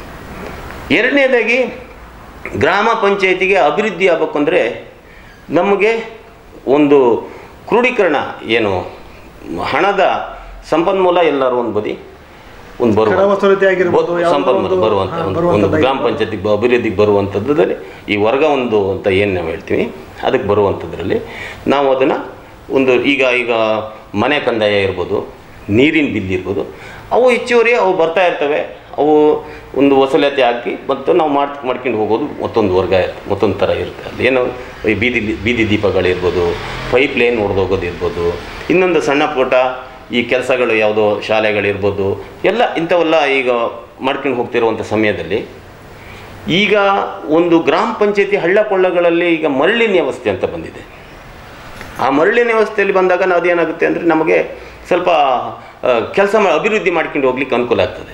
ಹಾಗಾಗಿ ನಮ್ಮ ಗ್ರಾಮ ಪಂಚಾಯತಿಲಿ ನಮ್ಮ ತಾಲೂಕಲ್ಲಿ ನಮಗೊಂದು ಈಗ ಹೋದ್ಸತಿಯಿಂದ ಒಂದು ಬಿಲ್ಲಿನ ವ್ಯವಸ್ಥೆ ಮಾಡಿಕೊಟ್ಟಿದ್ರಿಂದ ಸ್ವಲ್ಪ ನಮಗೊಂದು ಆ ಸಣ್ಣ ಸಣ್ಣ ಹಳ್ಳ ಕೊಳ್ಳಗಳಿಂದ ಮರಳಿಂದ ಒಂದು ಬಿಲ್ ಬರೋದ್ರಿಂದ ವರ್ಗ ಒಂದು ಅಂತ ಬರೋದ್ರಿಂದ ಅದು ಏನಾಗುತ್ತೆ ಅಂದರೆ ನಾವು ನಮ್ಮ ಗ್ರಾಮ ಪಂಚಾಯತಿಗೂ ಅಭಿವೃದ್ಧಿ ಆಗುತ್ತೆ, ಸ್ವಲ್ಪ ಮಟ್ಟಕ್ಕೆ ರಾಜ್ಯ ಸರ್ಕಾರಕ್ಕೂ ಹಣ ಹೋಗುತ್ತೆ. ಅದು ಯಾಕಂದರೆ ಅದು ಒಂದು ಬಿಲ್ಲಿನ ಮೇಲೆ ಇಷ್ಟು ಅಂತ ಹೀಗೆ. ಆಗ ಆ ಒಂದು ಸಮಯದಲ್ಲಿ ನಮಗೆ ಏನಾಗುತ್ತೆ ಅಂತ ಹೇಳಿದ್ರೆ ಈ ಒಂದು ಆ ವ್ಯವಸ್ಥೆಗಳನ್ನ ನಾವು ಚೆನ್ನಾಗಿ ಕರೆಕ್ಟಾಗಿ ಬಿಲ್ಲಿನ ಇದನ್ನು ನಡೆಸ್ಕೊಂಡು ಹೋದಂಥ ಒಂದು ಯಾವ ಗ್ರಾಮ ಪಂಚಾಯತಿಗಳಿದ್ದಾವೆ ಆ ಗ್ರಾಮ ಪಂಚಾಯತಿಗಳಿಗೆ ಒಂದು ಅಭಿವೃದ್ಧಿ ಮಾಡಲಿಕ್ಕೆ ಕೆಲವೊಂದು ಅನುಕೂಲ ಆಗುತ್ತೆ. ಯಾಕಂತೇಳಿದ್ರೆ ನಾವು ಈಗ ಮುಂದೆ ನಾವು ಇರುವಂಥ ಅಷ್ಟು ದಿನದಲ್ಲಿ ಆದಷ್ಟು ಮಟ್ಟಿಗೆ ಒಂದು ಮೂಲಭೂತ ಸೌಕರ್ಯ ಏನಿದೆ ಆ ಮೂಲಭೂತ ಸೌಕರ್ಯಗಳು, ಮತ್ತು ಈಗ ನಾನು ಮುಂಚೆನೇ ಹೇಳಿದೆ ಏನಂತ ಕಡು ಬಡವರು ಮನೆ ಸೂರಿಲ್ದವರು ಅವ್ರು ಯಾರು ಅಂತ ಫಲಾನುಭವಿಗಳನ್ನ ನಾವು ಆಯ್ಕೆ ಮಾಡ್ತಿರೋವಂಥದ್ದು ಇರ್ಬೋದು. ಈ ಥರದವೆಲ್ಲ ಆಯ್ಕೆ ಮಾಡ್ಕೊಂಡು ಹೋಗ್ಬೇಕು ಅನ್ನೋದು ನನ್ನ ಒಂದು ಯೋಜನೆ ಆ ಥರ ಇದೆ. ಎಸ್ ಸರ್, ತುಂಬ ಸಂತೋಷ ಸರ್. ಸರ್, ಜೊತೆಗೆ ತಾವು ಅಗಳಬಾಗಿಲು ಊರಿನ ಒಂದು ಭಾರತೀಯ ಜನತಾ ಪಾರ್ಟಿ 1994ರಲ್ಲಿ ಭಾರತೀಯ ಜನತಾ ಪಾರ್ಟಿಯ ಅಗಳಬಾಗಿಲು ಬೂತ್ ಕಮಿಟಿಯ ಅಧ್ಯಕ್ಷರಾಗಿ ಸೇವೆಯನ್ನು ಸಲ್ಲಿಸುವಂಥ ಸಂದರ್ಭದಲ್ಲಿ ಈ ಭಾಗದಲ್ಲಿ ಯಾವ ರೀತಿ ಸಂಘಟನೆಯನ್ನು ಮಾಡ್ತಾ ಇದ್ರಿ, ಯಾವ ರೀತಿ ಕೆಲಸ ಕಾರ್ಯಗಳಾಗಿದೆ ಸರ್? ಸರ್, ಅದು 1994ನೇ ಇಸ್ವಿಲಿ ನಾನು ಬೂತ್ ಕಮಿಟಿ ಅಧ್ಯಕ್ಷರಾಗಿ ಬಂದಾಗ ಅವತ್ತಿನ ಕಾಲದಲ್ಲಿ ಜನತಾ ಪಕ್ಷ ಅಂತ ಇತ್ತು, ವಿತ್ ಕಾಂಗ್ರೆಸ್, ವಿತ್ BJP, 3 ಪಕ್ಷಗಳು ಇರೋ ಸಮಯ ಚಂದ್ರೇಗೌಡರು ಚಂದ್ರೇಗೌಡರು ನಿಂತಿದ್ರು. ಆ ಸಮಯದಲ್ಲಿ 94ನೇ ಇಸ್ವಿಲಿ ನಾನು ಬೂತ್ ಕಮಿಟಿ ಅಧ್ಯಕ್ಷರಾದಾಗ 94ನೇ ಇಸ್ವಿಲಿ ಆರ್ಗ ಜ್ಞಾನೇಂದ್ರವರು ಸನ್ಮಾನ್ಯ ಅವತ್ತು ಆ ಸಮಯದಲ್ಲಿ MLA ಆಗಿ ಆಯ್ಕೆ ಆಗ್ತಾರೆ. ಆ ಸಮಯದಲ್ಲಿಂದ ನಮ್ಮ ಅಗಳಬಾಗಿಲಿನ ಬೂತನ್ನು ನಾವು ಅಲ್ಲಿಂದ ಯಾಕೆ ಅಂತ ಹೇಳಿದ್ರೆ ಲೀಡು ಸ್ಟಾರ್ಟ್ ಆಯ್ತಾ ಬಂತು. ಇಲ್ಲ ಒಂದು ಸ್ವಲ್ಪ ಅವಾಗಿನ್ನು ಸಂಘಟನಾತ್ಮಕವಾಗಿ ನಾವು ಯುವಕರನ್ನೆಲ್ಲ ಒಗ್ಗೂಡಿಸಿ ಅವತ್ತಿನ ಸಮಯದಲ್ಲಿ ಯುವಕರಿಂದ ಒಂದಷ್ಟು ಒಗ್ಗಟ್ಟಾಗ್ತಾ ಬಂತು. ಯಾಕಂದರೆ ಅವತ್ತು 3 ಪಕ್ಷಗಳ ಒಂದು ಬಲ ಇದ್ದಂಥ ಜಾಗ ಇದು. 3 ಪಕ್ಷಗಳು ಕಾಲಕ್ರಮೇಣ ಅದು BJP ಪಕ್ಷ ಬೆಳವಣಿಗೆಗೆ ಬಂತು. ಬರ್ತಾ ಈಗ ಹಿಂದೆ ಪ್ರತಿ ಎಲೆಕ್ಷನನ್ನು ನಾವು ಲೀಡ್ ಕೊಡ್ತಾ ಬಂದು ನನ್ನಂಥ ಎಲೆಕ್ಷನ್ ಎಲ್ಲ ಪ್ರತಿ ಎಲೆಕ್ಷನಲ್ಲಿ ಲೀಡು ಸ್ಟಾರ್ಟ್ ಆಯಿತು. ಏನಾಯಿತು ಅಂದರೆ ಈಗ ಹಿಂದಿನ ಎಲೆಕ್ಷನಲ್ಲಿ ನಮ್ಮ ಈಗ ಏನು ಅಲ್ಲಿ ನಮ್ಮ MLA ಸನ್ಮಾನ್ಯ ಆರ್ಗ ಜ್ಞಾನೇಂದ್ರರು ಏನಿದ್ದಾರೆ ಅವರು ಎಲೆಕ್ಷನಲ್ಲೂ ಒಳ್ಳೆ ಲೀಡ್ ಕೊಟ್ಟರು. ಅವ್ರಿಗಿಂತ ಹೆಚ್ಚು ಮತ್ತು ಈಗ ರಾಘವೇಂದ್ರವರು ಈ ಸತಿ MP ಅವರು ಹಿಂದಿನ ಸತಿಗೆ ಇದ್ದಾಗ ಈಗ MP ಆದ್ರಲ್ಲ ಆ ಸಮಯದಲ್ಲಿ ಈ ಸತಿ ಇದ್ದಾಗ ಅವರು ಇನ್ನೂ ಲೀಡು ಜಾಸ್ತಿ ಬಂತು. ಯಾಕಂದರೆ ಸಂಘಟನಾತ್ಮಕ ಶಕ್ತಿ ಜಾಸ್ತಿ ಆಗ್ತಾ ಸರ್, ಇದೆ. ಆ ಒಂದು ಸಂದರ್ಭದಲ್ಲಿ ಸಂಘಟನೆ ಯಾವ ರೀತಿ ಮಾಡಿದ್ರಿ? ಅಂದ್ರೆ ಮನೆ ಮನೆಗೆ ಹೋಗಿ ಒಂದು ಪಕ್ಷದ ಸಿದ್ಧಾಂತಗಳನ್ನಾಗಿರ್ಬೋದು, ಅರಗ ಜ್ಞಾನೇಂದ್ರ ಅವರ ಒಂದು ಅಭಿವೃದ್ಧಿ ಕೆಲಸ ಕಾರ್ಯಗಳನ್ನಾಗಿರ್ಬೋದು, ಕೆಲಸ ಕಾರ್ಯಗಳನ್ನಾಗಿರ್ಬೋದು, ಹೇಗೆ ಒಂದು ಎಕ್ಸ್ಪ್ಲೇನ್ ಮಾಡ್ತಿದ್ರಿ ಜನರಿಗೆ? ನಾವು 94ನೇ ಇಸ್ವಿಲಿ ಏನಾಯಿತು ಅಂತ ಹೇಳಿದ್ರೆ, ನಾವು ಅವಾಗ ಈಗ ಇವತ್ತಿನ ಯುವ ಪೀಳಿಗೆಗಳಲ್ಲಿ ಏನಾಗುತ್ತೆ ಅಂದರೆ, ಎಲ್ಲೋ ಒಂದು ಬದಿ ಇವರು ಆರ್ಗ ಜ್ಞಾನೇಂದ್ರ ಅವರ ಅಭಿವೃದ್ಧಿ ಅವರನ್ನ ಒಂದು ದೂರದೃಷ್ಟಿಕೋನ, ಎಲ್ಲೋ ಒಂದು ಬದಿ ನಮ್ಮ ಪ್ರತಿಯೊಂದು ಯುವಕರಿಗೂ ಒಂದು ಪ್ರೇರಣೆ, ಅದು ಒಂದು ಜನಗಳಲ್ಲಿ ಮಂದಟ್ಟು ಮಾಡ್ತಾ ಬಂದು ಕಾಲಕ್ರಮೇಣ ನಾವು ಬೂತ್ ಕಮಿಟಿ ಅಧ್ಯಕ್ಷರಾಗಿ, ಈಗ ನಮಗೆ ಹೊಸದಾಗಿ ನಮ್ಮ ಧರ್ಮಣ್ಣ ಅಂತ ಯಜ್ಞತಿ ಅವರು ಬೂತ್ ಕಮಿಟಿ ಅಧ್ಯಕ್ಷರಾಗಿ ಮುಂದೆ ನಡೆಸಿ ಹೋಗ್ತಿದ್ದಾರೆ. ಅವರು ಎಲ್ಲ ಯುವಕರನ್ನೆಲ್ಲ ಒಗ್ಗಡಿಸ್ಕೊಂಡು ಹೋಗ್ತಾ ಇದ್ದಾರೆ. ಹಾಗಾಗಿ ಈಗಿನ ಒಂದು ಜನ್ರೇಷನಲ್ಲಿ ಏನಾಗ್ತದಂದರೆ, ಒಂದು ಪ್ರತಿಯೊಂದು ನೋಡ್ತಾರೆ. ಮೋದಿ ಕಾನ್ಸೆಪ್ಟ್ ಪ್ರತಿಯೊಂದು ಯುವಕರಲ್ಲಿ, ಇವತ್ತಿನ ಜನ ಸಾಧಾರಣ ಎಲ್ಲ ಒಂದು ಯುವಕ ಪೀಳಿಗೆ ಏನು, ನಮ್ಮ ದೇಶ ಯಾವ ಒಂದು ಅಭಿವೃದ್ಧಿ ಮಟ್ಟಕ್ಕೆ ಹೋಗ್ತಾ ಇದೆ, ಮೋದಿ ಯಾವ ಕಾನ್ಸೆಪ್ಟ್ ತಗೊಂಡು ಹೋಗ್ತಾ ಇದ್ದಾರೆ, ಅದು ಎಷ್ಟೋ ಜನಗಳಿಗೆ ಒಂದು ಪ್ರೇರಣೆ ಆಗ್ತಾ ಇದೆ. ಆ ಸಮಯದಲ್ಲಿ ಇಲ್ಲಿ ಅದೇ ಅವರು ನಮ್ಮ ಆರ್ಗ ಜ್ಞಾನೇಂದ್ರವರು ಅವರು ಎಲ್ಲ ಜನಗಳಿಗೂ ಪ್ರೇರಣೆ ಆಗ್ತಾ ಇದ್ದಾರೆ. ಹಾಗಾಗಿ ನಮ್ಮ ರಾಘವೇಂದ್ರಣ್ಣ ಇರ್ಬೋದು, ಎಲ್ಲ ಪ್ರತಿಯೊಂದಲ್ಲಿ ಏನಾಗುತ್ತೆ ಅಂತ ಹೇಳಿದ್ರೆ, ಒಂದು ಸಂಘಟನಾತ್ಮಕವಾಗಿ ನಾವೊಂದು ಬೂತ್ ಕಮಿಟಿ ಬೆಳೆಸೋಕ್ಕೆ ನಮ್ಮ ಅಗಳಬಾಗ್ಲು ಕ್ಷೇತ್ರ ಅಂತ ಒಂದಂತ ಅಲ್ಲ, ನಮ್ಮ ತೀರ್ಥಹಳ್ಳಿ ಕ್ಷೇತ್ರದಲ್ಲಿ ಪ್ರತಿಯೊಂದು ಬೂತ್ ಕಮಿಟಿಯಲ್ಲೂ ಅದೊಂದು ಆ ಪ್ರೇರಣೆನೇ ನಮಗೆ ಮುಂಚೂಣಿ ಕಾಣ್ತಾ ಇದೆ. ಹಾಗಾಗಿ ಇವತ್ತು ಒಂದು ಈ ವ್ಯವಸ್ಥೆಯಲ್ಲಿ ಇಂಥ ಒಂದು ರಾಜಕೀಯ ವ್ಯವಸ್ಥೆಗಳ ಬಗ್ಗೆ ಗೊತ್ತಿದೆ ನಿಮಗೆ. ಈಗ ಇಂಥ ಒಂದು ರಾಜಕೀಯ ವ್ಯವಸ್ಥೆಯಲ್ಲಿ ಜನಸಾಮಾನ್ಯರಿಗೆ ನೀವು ಎಷ್ಟೇ ಯಾವುದೇ ನಾವು ಹೇಳೋದ್ರಿಗಿಂತ ಅವರ ಮನಸ್ಸಿಚ್ಛೆಯಿಂದ ನಮ್ಮ ದೇಶನ ಯಾವ ಥರ ಮುಂದೆ ತಗೋಬೇಕು ಅನ್ನೋದು ಇವತ್ತಿನ ಜನ್ರೇಷನಲ್ಲಿ ಅವ್ರಿಗೆ ಸಾಧಾರಣವಾಗಿ ಎಲ್ಲ ತಿಳಿದು ಅವರು ಒಂದು ಸಂಘಟನಾತ್ಮಕ ಶಕ್ತಿನ ಒಗ್ಗೂಡಿಸ್ತಾರೆ. ಹಾಗಾಗಿ ಚೆನ್ನಾಗಿ ಇವತ್ತು ನೀವು ತೀರ್ಥಹಳ್ಳಿ ಹಿಂದಿನ ಎಲೆಕ್ಷನ್ನು ನೋಡಿರ್ಬೋದು, ಅದ್ರ ಹಿಂದೆ ನೋಡಿರ್ಬೋದು, ಇವತ್ತು ಪ್ರತಿಯೊಂದು ನೋಡ್ಕೊಂಡು ಹೋಗ್ತಿದ್ರೆ ಚೆನ್ನಾಗಿ ನಡ್ಕೊಂಡು ಹೋಗ್ತಾ ಇದೆ ಅಷ್ಟೇ. ಎಸ್ ಸರ್, ತುಂಬ ಸಂತೋಷ ಸರ್. ಸಹಕಾರಿ ರಂಗದ ಜೊತೆಗೆ ರಾಜಕೀಯ ರಂಗದ ಜೊತೆಗೆ ಸಾಮಾಜಿಕವಾಗಿ ಈ ಒಂದು 20-25 ವರ್ಷಗಳ ಕಾಲ ಸಾಕಷ್ಟು ಕೆಲಸ ಕಾರ್ಯಗಳನ್ನು ಮಾಡ್ತಾ ಬಂದ್ರಿ. ಹೇಗೆ ಮಾಡ್ತಾ ಬಂದ್ರಿ ಸರ್ ಈ ಒಂದು ಸಾಮಾಜಿಕ ಕೆಲಸ ಕಾರ್ಯಗಳನ್ನು? ಸರ್ ನೋಡಿ ಸ್ವಾಮಿ, ಈ ವ್ಯವಸ್ಥೆ ಇದೆಯಲ್ಲ, ನಾವು ಒಂದು ದುಡಿಮೆ ಅನ್ನೋದು ಒಂದು ಪ್ರತಿಯೊಬ್ಬ ಮನುಷ್ಯನ ಒಂದು ಜೀವನದ ಒಂದು ದಾರಿ. ಆ ದುಡಿಮೆ ಮಾಡೋ ಒಂದು ಸಮಯದಲ್ಲಿ ನಮ್ಮ ಮನಸ್ಸನ್ನು ಪರಿವರ್ತನೆ ಮಾಡಿಕೊಂಡು ನಾವು ಒಂದು 20-30% ನಾವು ಎಲ್ಲಿ ದಾನ ಧರ್ಮ ಅಂತ ಮಾಡ್ಕೊಂಡು ಹೋಗ್ತೀವಿ, ನಮ್ಮ ಅವಾಗ ಸ್ವಚ್ಛ ಮನಸ್ಸು ನಮ್ಮನ್ನು ಕಾಪಾಡ್ಕೊಂಡು ಹೋಗ್ತಾ ಇರ್ತದೆ. ಈ ಒಂದು ಸಮಯ ನಾನೊಂದು 30 ವರ್ಷದಿಂದ ಒಂದು ಬಳಸ್ಕೊಂಡು ಬಂದಿದ್ದೀನಿ. ಕಾರಣ ಅಂತ ಹೇಳಿದ್ರೆ, ಒಂದು ಧಾರ್ಮಿಕ ಕಾರ್ಯ ಇರ್ಬೋದು, ದೇವಸ್ಥಾನಗಳಿಗಿರ್ಬೋದು, ಕ್ರೀಡಾಕೂಟಗಳಿರ್ಬೋದು, ಯಾವುದು ಇಂಥ ಒಂದು ಅನೇಕ ಶಾಲೆಗಳಿರ್ಬೋದು, ಏನಾವುದು ನನ್ನ ಕೈಯಲ್ಲಾಗಿರೋಂಥದ್ದು ಒಂದು ಅಳಿಲು ಸೇವೆ ಅನ್ನೋ ರೀತಿಲಿ ನಾನು ಕೆಲಸ ಮಾಡ್ಕೊಂಡು ಅವರಿಗೆ ಧನ ಸಹಾಯ ಇರ್ಬೋದು, ಅವ್ರ ಜೊತೆ ನಿಲ್ಲೋದಾಗಿರ್ಬೋದು, ಇಂಥ ಒಂದು ಕೆಲಸನ ನಾನು ಮಾಡ್ಕೊಂಡು ಹೋಗ್ತಾಯಿದ್ದೀನಿ. ಯಾಕಂತ ಹೇಳಿದ್ರೆ, ಈಗ ನಾನು ಸುಮ್ಮನೆ ಹೇಳೋ ಅಂಥದ್ದಂತ ಅಲ್ಲ. ಈಗ ನಮ್ಮಲ್ಲಿ ಇಲ್ಲಿ ಸುತ್ತಮುತ್ತ ಕ್ರೀಡಾಕೂಟ ನಡೆಸ್ತಾರೆ, ಧಾರ್ಮಿಕ ಕಾರ್ಯಗಳು ನಡೆಸ್ತಾರೆ, ಎಲ್ಲ ಒಂದು ಒಂದು ಎಂಥ ಒಂದು ಶಾಲೆಗಳಿಗೆ ಒಂದು ಪಠ್ಯ ಪುಸ್ತಕಗಳನ್ನು, ಶಾಲೆಗಳಿಗೆ ನಾವು ಬ್ಯಾಗ್ಸ್ಗಳಿರ್ಬೋದು, ಫೀಸ್ಗಳಿರ್ಬೋದು, ಅಥವಾ ಈಗ ಧಾರ್ಮಿಕ ಕಾರ್ಯಗಳ ದೇವಸ್ಥಾನಗಳು ಬಂದಂಥ ಕೆಲವೊಂದು ಜಾತ್ರೆಗಳಿರ್ಬೋದು, ಕ್ರೀಡಾಕೂಟಗಳಿರ್ಬೋದು, ಎಲ್ಲ ನಮ್ಮ ಕೈಯಲ್ಲಾಗಿದ್ದು ಪ್ರತಿಯೊಂದು ಪ್ರತಿಯೊಂದು ನಾವು ನಮ್ಮ ಕೈಯಲ್ಲಾಗಿದ್ದು ಸಾಕಾರ ಮಾಡ್ಕೊಂಡು ಹೋಗ್ತಾ ಇದ್ದೀವಿ. ಯಾಕಂತ ಹೇಳಿದ್ರೆ ಅವೆಲ್ಲ ನಾವು ಅಳವಡಿಸ್ಕೊಂಡು ಹೋದರೆ ನಮ್ಮ ಮನಸ್ಸಲ್ಲಿ ಒಂದು ನೆಮ್ಮದಿ ಅನ್ನೋದು ನಾವು ಕಾಣ್ಕೊಂಡು ಹೋಗ್ಬೋದು. ಯಾಕಂತ ಹೇಳಿದ್ರೆ ಸಮಾಜದಕ್ಕೆ ನಾವು ಏನು ಬಿಟ್ಟು ಹೋದು ಅನ್ನೋದು ಮೇಯ್ನ್ ಅಲ್ಲ, ಏನು ಕೊಡ್ತಾ ಇದ್ದೀವಿ ಅನ್ನೋದು ನಮ್ಮದು ಮೇಯ್ನ್. ಸಮಾಜಕ್ಕೆ ನಾವು ಏನು ಬಿಟ್ಟು ಹೋಗೋದು ಅನ್ನೋದಕ್ಕಿಂತ ನಮ್ಮ ಎದುರುಗಡೆನೆ ಕಣ್ಣಿಗೆ ಕಾಣ್ಬೇಕು. ನಮಗೆ ನಾವೇನು ಸಹಕಾರ ಕೊಟ್ಟಿರ್ತೀವಿ, ನಮ್ಮ ಕಣ್ಣಲ್ಲಿ ನಾವು ಏನು ನೋಡಿ ಹೋಗ್ತೀವಿ, ಆವಾಗ ನಾವು ಧನ್ಯರಾಗ್ತೀವಿ ಅಲ್ವಾ?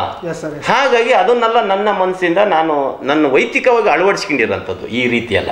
ಇದು ನೀವು ಕೊಟ್ಟು ನೋಡಿದ್ರೆ, ಹಿಂದೆ ಒಂದು ಗಾದೆ ಮಾತಿದೆ,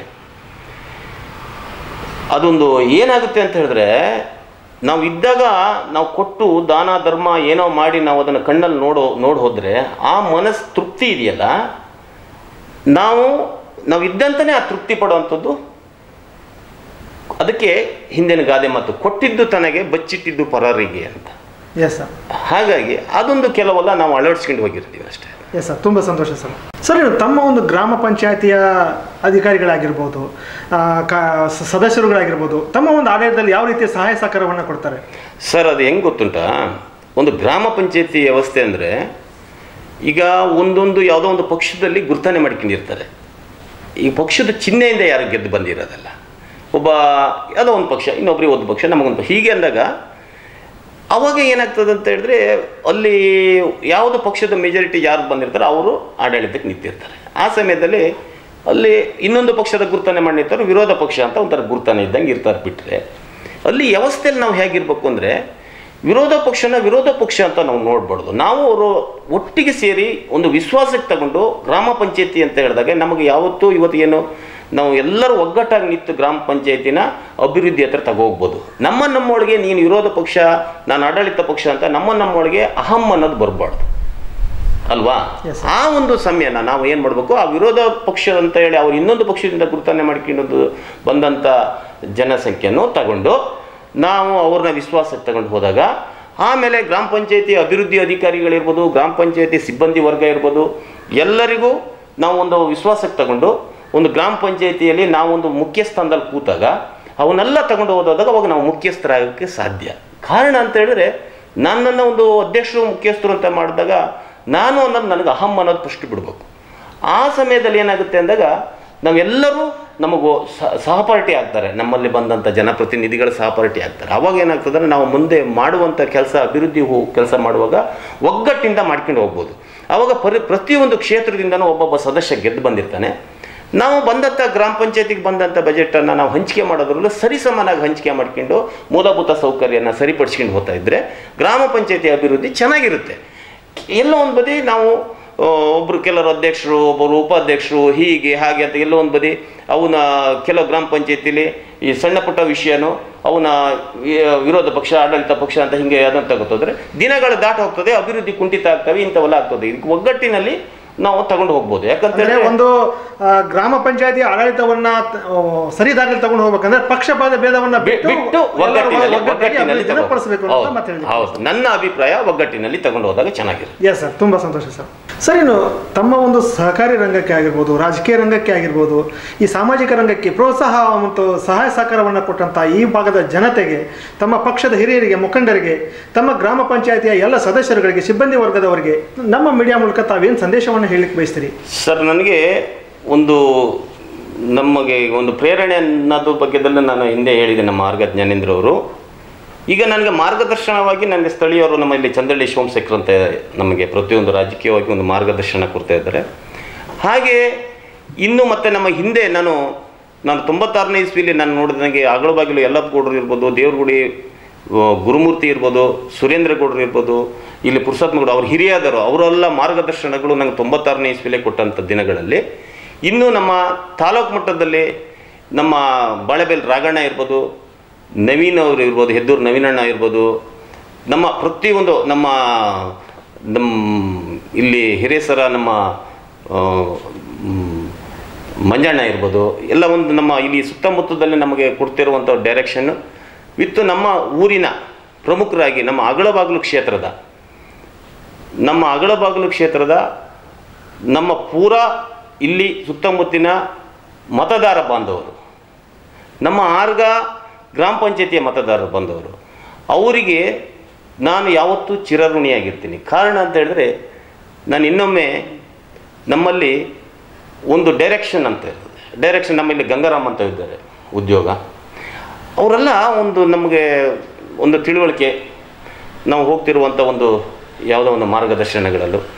ಯಾಕಂದರೆ ನಾನು ಈಗ ಈ ಸಮಯದಲ್ಲಿ ಹೇಳ್ತಾ ಕೆಲವರ ಹೆಸರು ನೆನಪು ಮರ್ತು ಹೋಗ್ಬೋದು. ಯಾಕಂತ ಹೇಳಿದ್ರೆ ಕೆಲವ್ರದ್ದು ಹೆಸರು ಬಿಟ್ಟು ಹೋಗಿರ್ತವೆ, ಎಲ್ಲರದ್ದು ಈಗ ಹೇಳ್ತಾ ಇದ್ದರೆ ಸಮಯ ಸಾಕಾಗ್ತದೆ. ಹಾಗಾಗಿ ಭಾಳಷ್ಟು ಜನ ನನ್ನ ಕ್ಷೇತ್ರದ ಜನ ಅಂತೂ, ನಾನು ಈ ಭೂಮಿಯಲ್ಲಿ ನನ್ನ ಜನನ ಆಗಿದ್ದಕ್ಕೆ ನಾನು ಪುಣ್ಯ ಭೂಮಿ, ಇದು ರೇಣುಕಾಂಬೆಯ ಒಂದು ಪುಣ್ಯ ಭೂಮಿ. ಇದು ರೇಣುಕಾಂಬೆ ಅಂತ ಹೇಳಿ, ಇಲ್ಲಿ ರೇಣುಕಾಂಬ ಅಂತ ಒಂದು ದೇವಸ್ಥಾನ ಇದೆ.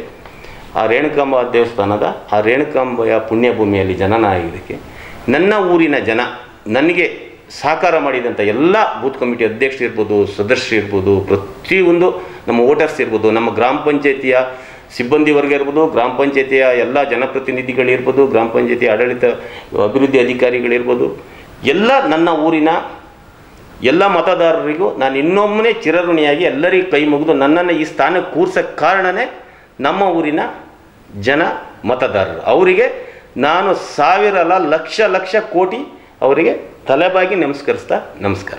ಅದೇ ರೀತಿ ನಮ್ಮ ಸ್ಥಳೀಯ ಶಾಸಕರಾದಂಥ ಸನ್ಮಾನ್ಯ ಆರ್ಗ ಜ್ಞಾನೇಂದ್ರವರು ಮತ್ತು ನಮ್ಮ ಶಿವಮೊಗ್ಗ ಎಂ ಪಿ ಅವರಾದಂಥ ನಮ್ಮ ಡಿಸ್ಟಿಕ್ ಎಂ ಪಿ ಅವರಾದಂಥ ಸನ್ಮಾನ್ಯ ರಾಘವೇಂದ್ರ ಅವರು, ನನ್ನ ಎಲ್ಲ ನಮ್ಮ ಸ್ಥಳೀಯ ಎಲ್ಲ ನಮ್ಮ ಸದಸ್ಯರುಗಳು ಎಲ್ಲರಿಗೂ ಇನ್ನೊಮ್ಮೆಗೆ ನಮಸ್ಕರಿಸ್ತಾ ಎಲ್ಲರಿಗೂ ನಾನು ಹೃತ್ಪೂರ್ವಕವಾದ ನಮಸ್ಕಾರ ತಿಳಿಸ್ತಾ ಇದ್ದೀನಿ. ಎಲ್ಲರಿಗೂ ಧನ್ಯವಾದಗಳು. ಎಲ್ಲರಿಗೂ ನಮಸ್ಕಾರ. ತುಂಬ ಸಂತೋಷ ಸರ್. ಇಷ್ಟೊತ್ತು ನಮ್ಮ ಮತ್ತು ನಮ್ಮ ವೀಕ್ಷಕರ ಮುಂದೆ ತಮ್ಮ ಒಂದು ರಾಜಕೀಯ ರಂಗದ ವಿಷಯಗಳನ್ನು, ಸಹಕಾರಿ ರಂಗದ ವಿಷಯಗಳನ್ನು, ಸಾಮಾಜಿಕ ರಂಗದ ವಿಷಯಗಳನ್ನು ಹಂಚಿಕೊಂಡಿದ್ದಕ್ಕಾಗಿ ತುಂಬ ಧನ್ಯವಾದಗಳು. ನಮಸ್ಕಾರ ಸರ್. ತಾವು ನೋಡಿದಲ್ಲ ವೀಕ್ಷಕರು, ಇಷ್ಟೊತ್ತು ಮಾತನಾಡಿದಂತಹ ಶಿವಮೊಗ್ಗ ಜಿಲ್ಲೆ ತೀರ್ಥಹಳ್ಳಿ ತಾಲೂಕು ಅರಗ ಗ್ರಾಮ ಪಂಚಾಯಿತಿಯ ಹಾಲಿ ಅಧ್ಯಕ್ಷರು ಹಾಗೂ ನಿಕಟಪೂರ್ವ ಉಪಾಧ್ಯಕ್ಷರಾಗಿ ಸೇವೆಯನ್ನು ಸಲ್ಲಿಸಿದಂಥ ಈ ಭಾಗದ BJP ಪಕ್ಷದ ಮುಖಂಡರಾಗಿದ್ದಂತಹ ಶ್ರೀ NN ಚಂದ್ರಶೇಖರ್ ಸರ್ ಅವರ ಮಾತುಗಳನ್ನು, ಇವರ ಇನ್ನಷ್ಟು ಮಾಹಿತಿಗಾಗಿ ಲಾಗ್ ಆನ್ ಆಗಿ www.politiciansinIndia.com ಸೋಷಿಯಲ್ ಮೀಡಿಯಾ. ಜೈ ಹಿಂದ್, ಜೈ ಕರ್ನಾಟಕ.